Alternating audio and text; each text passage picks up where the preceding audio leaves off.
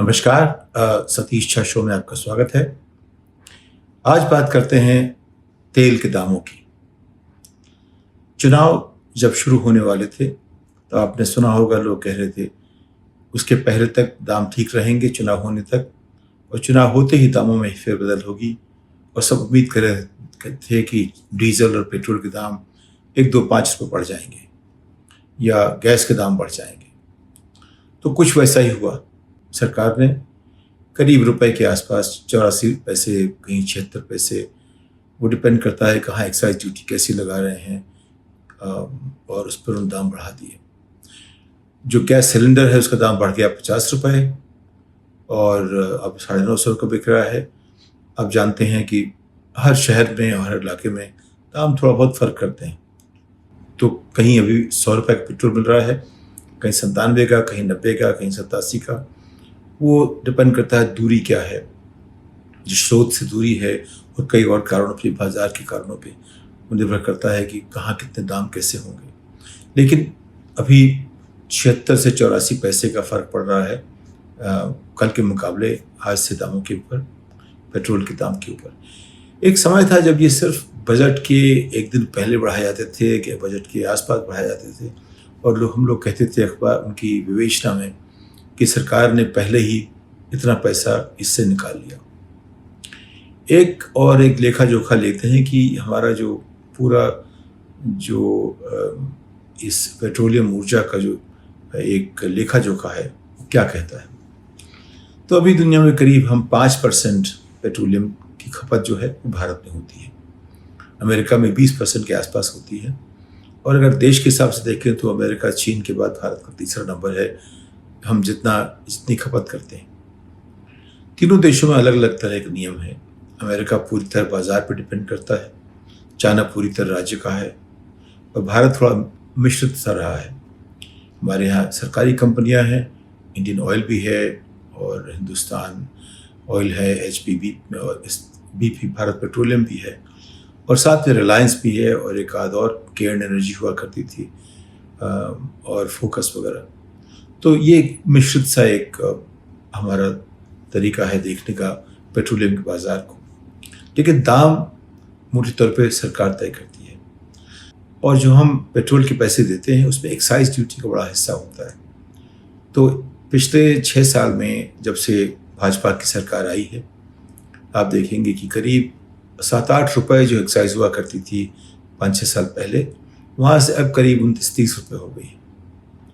मैं आपको जानबूझ के बिल्कुल रुपए और पैसे में नहीं बताता हूँ, कि मेरा आशा इसलिए कि हम लोग समझें कि इस जो भी हमारे चैलेंजेस हैं उसका प्रारूप क्या है, डायमेंशंस क्या हैं, हम कैसे तथ्यों को और बिंदुओं को जोड़ें। हमारा मतलब ये नहीं कि हम ये बताएं कि चीज़ 29 रुपये 70 पैसे की है, उसको हम मोटा मोटी कहते हैं 30 रुपये। तो वो मेरा अपना नज़रिया देखने का है, जिससे चीज़ें आसान हो जाती हैं समझना, वरना हम दशमलव के बिंदुओं में फंस के रह जाते हैं। तो आज की तारीख में करीब 6 करोड़ लीटर जो है हम लोग रोज़ाना इस्तेमाल करते हैं। अगर आप 100 रुपये उसको एवरेज मान लें, उसके आसपास करीब 600 करोड़ रुपए का हमारा जो धंधा है देश भर का, पेट्रोलियम का और डीजल का और गैस वगैरह का, इतने इसके आसपास पड़ता है। इसको अगर आप साल भर के संदर्भ में देखें तो करीब मान लीजिए 2,20,000 करोड़ के आसपास हो गया। उसमें से अगर आप देखेंगे करीब 30% तो सरकार की एक्साइज ड्यूटी है, तो यानी कि उसमें से करीब आपको 70,000 करोड़ के आसपास एक्साइज ड्यूटी सरकार को मिल जाती है।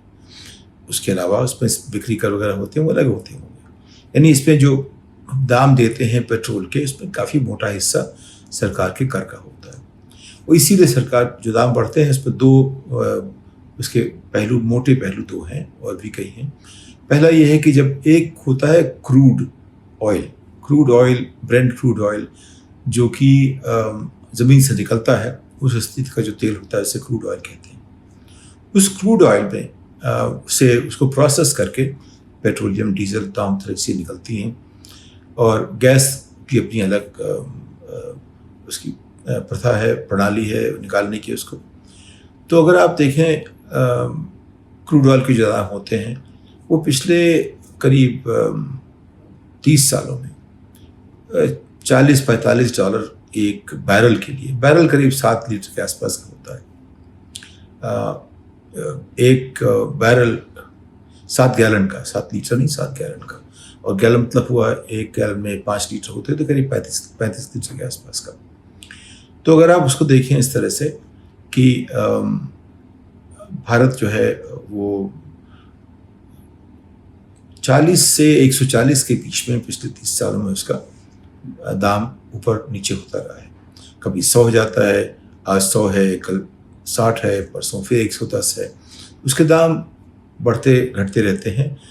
उसकी वजह है कि सप्लाई कैसी है, उसकी वजह होती कोई लड़ाई हो जाए कहीं पे, जैसे आजकल रूस और यूक्रेन की लड़ाई हो रही है, उसको लेकर के सप्लाई काफ़ी टाइट हो जाएगी। टाइट होने का मतलब है कि अगर रूस, जो कि दूसरा सबसे बड़ा देश है जहाँ पेट्रोल और नेचुरल गैस निकलती है, वो सप्लाई नहीं कर पा रहा है इसलिए कि उसके ऊपर पाबंदियाँ लगा दी गई हैं, तो उतनी चीज़ बाज़ार से हट गई तो दाम बढ़ जाएंगे। या कभी कोई चीज़ फंस गई, कोई जहाज फंस गया, कुछ कोई भी बात हो, बाज़ार में फ्लक्चुएशन जो है, ऊपर उतार चढ़ाव काफ़ी होता रहता है। अब जब भी दाम बढ़ते हैं या घटते हैं तो एकाएक तो उसका असर नहीं पड़ता कंज्यूमर के ऊपर, हम पर, आप पर। सरकार एक बीच में एक कुशन का काम करती है, तो चाहे तो कुछ समय तक अगर दाम बहुत बढ़ जाए तो दाम को ना बढ़ाए, और चाहे तो जब दाम कम हो जाए तो दाम थोड़ा बढ़ा दे। तो सरकार भी सोचती है उसके पास अर्थशास्त्री हैं, उसके पास दाम तय करने वाले लोग हैं, और एक मार्केट प्राइस निकालने का, पता करने का एक तरीका निकाला है उन्होंने। वो तरीका उनका जो सरकारी हिसाब से है, वो देखते हैं कि बाज़ार में क्या हो रहा है, और अगर हम कुछ बेचना चाहें तो लोग कितने दाम में लेंगे, उस हिसाब से उनका एक तरीका है निकालने का दाम। तो एक चीज़ काफ़ी मज़ेदार है, वो ये कि अमेरिका में दाम पेट्रोलियम प्रोडक्ट के जो कंज्यूमर देता है, जो हम और आप देते हैं, जो गाड़ी में पेट्रोल भरते हैं वो देते हैं, रोज़ ही 1 आध 2 पैसा 5-10 पैसा बढ़ते उतरते चढ़ते रहते हैं। लेकिन अगर आज दाम $3.30 का है तो कल $3.10 भी हो सकता है, परसों $2.70 भी हो सकता है, अगले दिन $3.50 भी हो सकता है। तो यानी कि वो ऊपर भी जाते हैं, नीचे भी जाते हैं। भारत में ऐसा है कि दाम सिर्फ ज़्यादातर ऊपर ही जाते हैं। एक आध बार गिर गए हों 2-4 पैसे, बात अलग है, लेकिन जो उसको सेकुलर ट्रेंड कहते हैं, यानी कि लंबे दौर में अगर आप देखें तो दाम ऊपर ही चले जाते हैं। अमेरिका में ऊपर नीचे होते हैं, और चीन में तो खैर सरकार तय करती है, उसकी जो मर्जी तय करे, उनकी अर्थव्यवस्था उस तरह बाज़ार से जुड़ी हुई नहीं है। तो अभी क्या हुआ है, कुछ खास चीज़ें जो समझने लायक हैं। रिलायंस बहुत दिनों से हल्ला कर रहा था कि सरकार सरकारी कंपनियों को सब्सिडी देती है। वो बात कुछ ऐसी है कि जो सरकारी कंपनियां, उनको जो दाम तय किए गए हैं, उनकी लागत से कुछ कम हुआ करते थे, उनको मिलते थे, जिस सरकार औरों को जितनी सब्सिडी चाहे दे सके, इसलिए कि वो चाहती थी एक ज़माने में कि सबको सस्ती गैस मिल सके, और सरकार चाहे तो कोई भी दाम लगा सकती है। लेकिन जब उसमें प्राइवेट सेक्टर आएगा तो प्राइवेट सेक्टर को भी या तो उतना ही कंपनसेट किया जाए जितना कि सरकारी कंपनियों को, या कोई नया तरीका निकाला जाए। तो रिलायंस अरसे से शिकायत कर रही कि उनकी 3-4-5 रुपए जो है हर लीटर पे उनका नुकसान हो जाता है। अब ये बात हमारे गले तो उतरती नहीं है कि कोई भी कंपनी जो प्राइवेट है वो कैसे काम करेगी, उसके दाम अगर कम हो रहे हैं। तो कंपनसेशन होता है एक्सपोर्ट करके, कई तरीके उसके हैं, और सरकार मजबूर कर सकती है जिसको लाइसेंस दिया गया है कि वो उतना सामान सरकार को दे। दूसरी बात, रिलायंस जो है रेलवे और रक्षा क्षेत्र को मुहैया करने वाली सबसे बड़ी कंपनी है, प्राइवेट कंपनी है, जो कि रोज़ाना करोड़ों लीटर का डीजल देती है रेलवे को और अपनी रक्षा व्यवस्था को। तो अगर एकाएक ये वो जो थोक भाव से खरीदने वाले हैं सबसे बड़े, वो रेलवे हैं और रक्षा, उनका वो जो खरीद करेंगे, अब रिलायंस के कहने पे सरकार ने उसमें 25 रुपए का दाम का इजाफा कर दिया है, यानी कि 25 रुपए लीटर का इजाफा किया है सरकार, या रेलवे और रक्षा मंत्रालय रिलायंस को 25 रुपए प्रति लीटर ज़्यादा देंगे। एक तरह से देखिए तो करीब 25% उनका अपने आप रेवेन्यू बढ़ जाएगा रिलायंस का।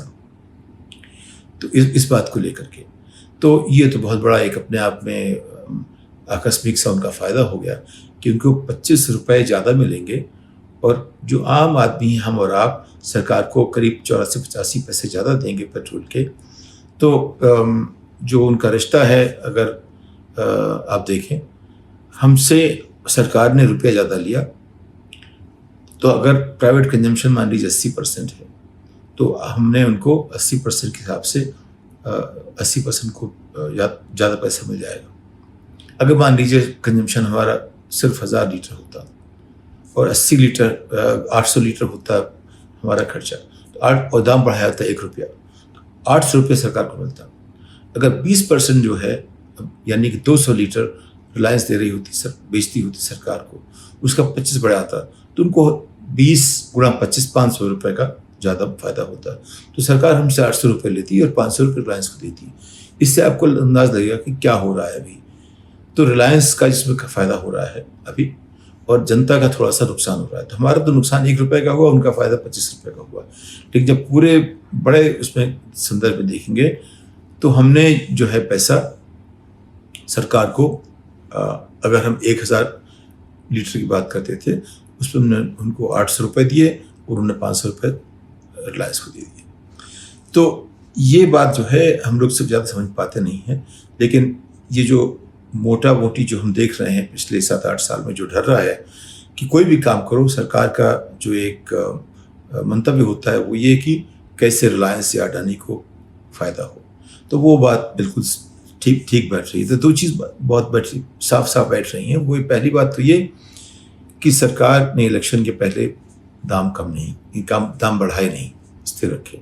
इलेक्शन ख़त्म होती जैसे हमारी उम्मीद थी, उन्होंने बिल्कुल निराश ही किया, दाम बढ़ा दिए, नंबर 1। नंबर 2, रिलायंस की जो शिकायत थी कि उसको भी कुछ पैसे ज़्यादा मिलने चाहिए कि नुकसान हो रहा है, तो उसको अगर उनका नुकसान 2-5 रुपये का हो रहा था, उनको 25 रुपये वापस कर दिए गए, क्योंकि शायद उन्होंने कहा होगा कि बहुत अरसे से नुकसान हो रहा है। जो भी कहते हैं, अगर रिलायंस ने कहा होगा सच होगा। तो इस तरह से जो हमारी जो व्यवस्था है उससे एक और नई चीज़ होने वाली है।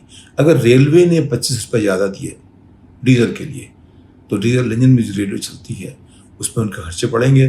तो अभी नहीं तो कुछ समय बाद उम्मीद कीजिए कि रेलवे के टिकट या जो किराए जो भी होते हैं वो महंगे होने चाहिए। रक्षा से जो है वो देश पे सीधा फ़र्क नहीं पड़ता कि हमारे दाम क्या होंगे। इसके अलावा हमारा डेफिसिट बढ़ जाता है बजट में, या उसका लंबे दौर में उसका फ़र्क पड़ता है हमारे महंगाई के हिसाब में। तो सरकार ने हमको निराश नहीं किया, चुनाव के बाद फ़ौरन दाम बढ़ा दिए, और निराश ये भी नहीं किया कि अंबानी को कैसे फ़ायदा हो, वो भी कर दिया। ये हमारी सरकार की स्थायी नीतियां हैं, और उनको निराश न करने के लिए धन्यवाद दीजिए। इस बात के साथ अगली पायदान तक आपसे विदा लेता हूँ। नमस्कार।